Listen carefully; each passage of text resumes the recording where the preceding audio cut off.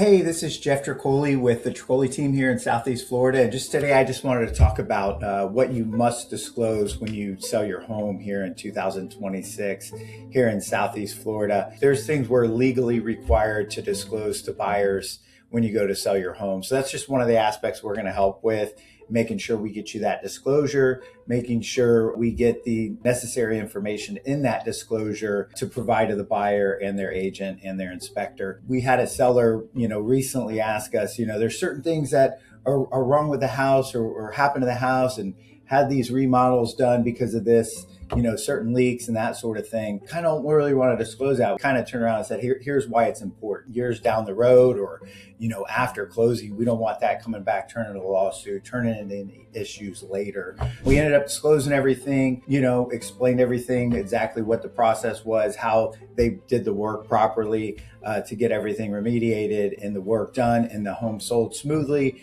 I think it's a year later now and, the buyer loves the home still. Seller's super happy. Don't ever have to worry about anything. So key point number one is just any material defects. So if we know of any type of, cracked foundation or electrical problem or plumbing issue or any of that sort of thing, just disclose it, explain it to them, up front, how it was properly, repaired, the necessary steps that were taken to get it to where it is at now. Because it's definitely important too, if there are any issues, get them taken care of the right way, properly document it, provide that to the agent as well as the buyer. And then having those history of those repairs, those renovations is really important as well, to show that it's been done properly, the necessary steps were taken care of right away, and there was no further issues from that, that initial problem that you had. Any environmental hazards, asbestos, mold, anything like that may have occurred along the way. Here we don't have the radon gas, but